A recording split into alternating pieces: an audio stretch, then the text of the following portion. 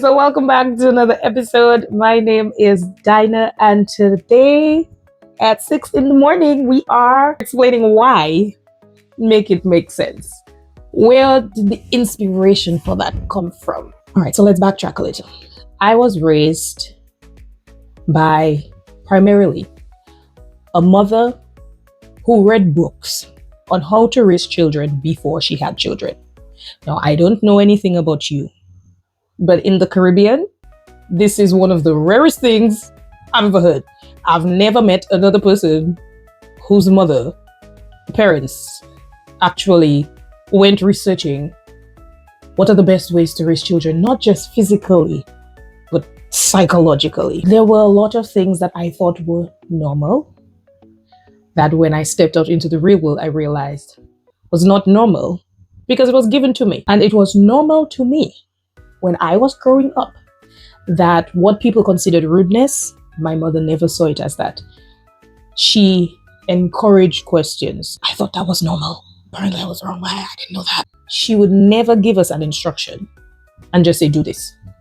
And her explanation when you ask why is never, I'm your mother. She actually explains why. So I grew up with this healthy, probably not so healthy, demand for an explanation as to why. You cannot just tell me, do that. Okay, why? And it's really not coming from a place of belligerence or obstinance. It's just whatever I understand, I'm going to replicate. If I know why I'm doing something and I accept that why, you never need to give me this instruction again. And my mother understood that. So she was not about the business of telling children, just do this because I'm your mother and I say so. I don't know what that is. So I always had this idea, you're a child, you don't really know much, but I have this idea that people owe me explanations and that my actions need to make sense. These are discussions and things that are normal in my house at ages 7, 8, 9, because I'm always looking for things to make sense. I was never the person. When I tell you never the person to say, let me feel it. Oh, a statement that I never understood from a child is, don't tell me what to do, let me feel it. And it always used to run through my mind as this scenario. You're walking on a road. Somebody else walked ahead of you and they saw a portal. They turned back and they told you there's a portal ahead. Look out. And you're going to say, let me fall in the portal for me to know there's a portal, but they tell me there's a portal. So why do I have to wait? That never made sense to me. So I was never waiting for the portals. Like, I want you to tell me all the things that will hurt me so that I never have to experience them. I can just go through life without having to hurt too much. I know that makes no sense now. Unfortunately, you must feel to know. But I never liked that concept. I never liked that. So I'm always on the lookout for advice. No, tell me what you know so that I don't have to do it. I grew up Seventh-day Adventist on both sides of my family. And one of my favorite pastors was a brother of my father, Pastor Pendeng. Pastor Pendeng is not a jump up and down, yell at you preacher. No. Pastor Pendeng calmly gives you the message and waits for the logic of what he's saying to sink into your brain. And I loved listening to him. And I remember one of the key sermons that he preached. I was in high school, I'll never forget this, because it kind of set me on a path. Was that God has a plan for everybody's life. And whatever plan God has for your life is bigger than the plans you have for your life. I was one of those, I wouldn't really call it a high achiever. I just got good grades because I like school. I like the satisfaction of seeing your report card with those high numbers, So I realized that if you do the work, then you get the nice feeling at the end of 3 months. So I'm like, okay, it feels nice to do a test and get nice grades. So that was just always my thing. When you're somebody who gets good grades, then people always tell you, you're destined to achieve great things. So I always had this idea that I could be anything I want to be. And of course, being fed by Disney Channel really, really helped. Which is another unpacking for another time, because that also destroyed me in other ways. But I had this healthy maybe not so healthy belief that I was invincible, that I can do whatever I decide. If I am so smart that I have all of these goals, I never knew what exactly I wanted to be. I just always knew I want to be rich and it's going to happen. And you're telling me, and this is how my brain processes it, you're telling me, all right, uncle, that whatever plan I have for myself and however I visualize it, God is going to make me even richer.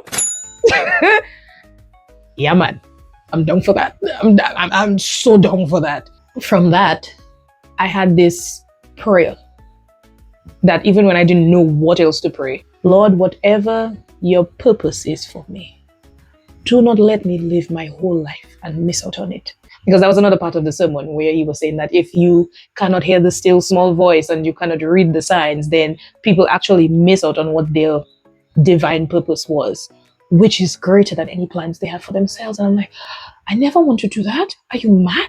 I want my plan. And then life is progressing.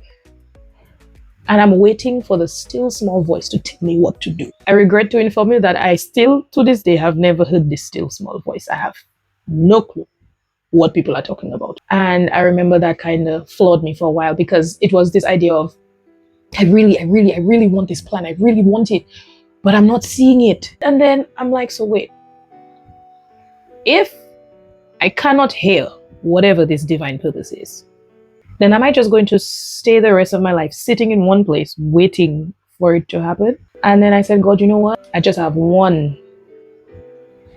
thing right now. I'm going to do whatever makes the most sense to me. And if it's not for me, block it, kill it. No matter how much I want it, don't make it happen. So because that was my mental positioning, I never attached myself too hard to things.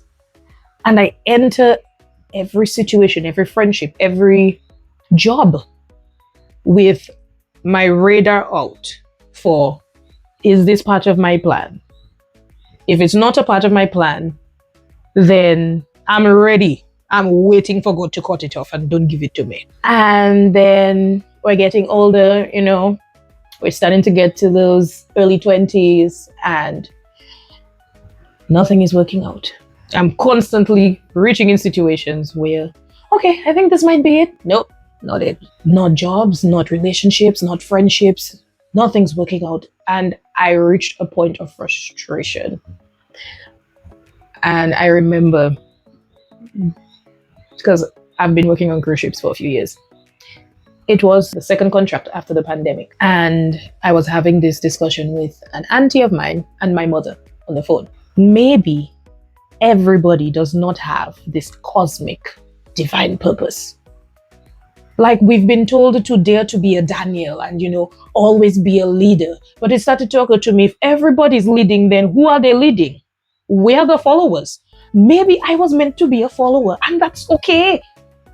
If I use my brain to find good leaders, what's wrong with that? But then as an adult, you're reading, I'm like, wait, Moses led a whole set of people. All the great men that you're asking me to pattern myself after were one in the billions of people on the earth, or millions, or however much they were at the time. And we were in this really heated discussion because a lot of the things that you told me I'm supposed to be in by now, they're not making sense to me. I told them something else I've noticed about life, Auntie, is that a lot of the things I observe people praying about and acting like they're miracles, I can actually follow the sequence of events that led to this conclusion. So how was this done by God? No, this was a result of human actions. And a lot of the things that I see people begging God to take away from their life, I'm looking at them like, you did this to yourself. You want me to show you how? This is not a curse. No one hates you. This isn't the spirits and spells that people have cast on your life. No, this is just you being an idiot. And if you stop being an idiot, then this will stop happening to you. Like, I remember one of the things we always did was this big fasting and praying service for children going into CXC, because I also went to the Seventh-day Adventist high school on my island. And every time testing and exam times comes around, we have these big, we're going to pray for our children that they do well. And I am there in the services. So you really mean to tell me that these children I sat in class with, who did not listen to a single word the teacher was saying, are now going to get good grades because you prayed? And then they fail, and somebody's saying, oh, people put OB on my child and people hate my family. No, you lazy. If you're lazy, you didn't do the work, you don't get the result. Like, that makes sense, no? But apparently, you can do whatever you want to wreck your life and then pray, and God will take it away. That never made sense to me. I remember the conversation ended, and I respect my mother for that, when my mother was saying, you know what, Dinah? Whatever God has to show you, He will show you in His own time. I understand your concerns. I do not have an answer to these questions. Things I like to hear adults say. Let's be honest. You don't have the answer to all questions because you didn't consider all questions. Who can consider all questions in their short time on earth? I don't have the answer to that question. God will reveal to you what He has to in His own time. And I remember I decided, okay, I have been doing everything that I can possibly think of the right way. And this greatness is not coming. This leadership that I was apparently born into because I have a few brain cells, it's not happening. So I'm not going to try to be good anymore. Okay? I'm going to do whatever I feel like. But once again, you're free to shut down whatever you want. See, before the deal was I am going to strategize and make sensible decisions, and be on the lookout for you shutting things down. And I swear I've been making good decisions. I'm still coming up with shame and embarrassment and just failure. So I'm done. I'm done trying to be sensible. I'm done trying to be nice and be good. And then I remember I met this man. Ship culture is such where you come on board and there's an understanding that everybody who's here is here for a short time, not a long time. So everybody's looking for the next hookup. I knew I had this policy that whenever I am walking on the I-95, I am not making any eye contact with anyone. I had strategies and ways of avoiding men's gaze because you just see them undressing you from the moment they look at you. I remember I had a robe. I had a robe that I would use in all crew areas because my idea was if it just goes straight down from your shoulders to your ankles, they look at you and they don't want. So that made sense to me. So there was this man. He was a singer, another singer on board. And as soon as I saw him, I already said in my head, I know this man is a womanizer. He is tall, dark, from the Caribbean, long dreadlocks. So I remember he came to watch my band. So then he tried talking to me before. I'm ignoring him. Ignoring him as in, I'm still very nice about, oh, hi, yes, I'm busy. Just flying past. We were at a drill. Now, drill is one of those things where they practice what the crew members will do in case of a real emergency. Like, we never want the Titanic to happen again. I was standing in my position waiting for the thing to be over because it's not a thing any crew members like. And then he passes by and he goes, I need to talk to you and you will never talk to me. And in my mind, I'm just going, ugh. Here we go again. I was like, okay, there's another tactic that I use on board. Men only ever want to hang out with you at a bar or somewhere cozy. So most of the times when the place you want to hang out with them is open out in the public, because remember, if they let everybody know that they have gotten you, then that might kill their chances for other people. So they never really want to be very public with you. So my way of sifting through the mess is, let's go somewhere public, not in the crew areas, but in the guest areas, up wide in the open. And then anytime you don't want to do that, oh, I'm so sorry, I'm busy every other time. So I told him, well, I'm going to jazz. Another thing I know men find very boring is jazz music. In the park later this evening. You can swing by if you want. And little did I know that was the beginning of the end. We go to the park. And again, I'm not somebody who's very good at small talk. But it was just one of those, you ever get into a conversation and you don't see where it's ending, because this person is just seeing all the things that you're seeing, and you're seeing what they're seeing, and you're just like, oh, this is exciting. You know that feeling? This has nothing to do with gender or anything. It's just, once I get hooked on a good conversation, it's like chocolate. It's like chocolate. I just want to keep talking, because it's so refreshing to meet somebody like you can just chat to. And then these conversations are so nice. We're just back and forth and back and forth and back and forth. The night ends, he takes my number and he never messages me or invites me anywhere else. So I'm like, well, maybe it was just interesting on my side. And I'm the kind of person, I very much believe the moves belong to you, not to me.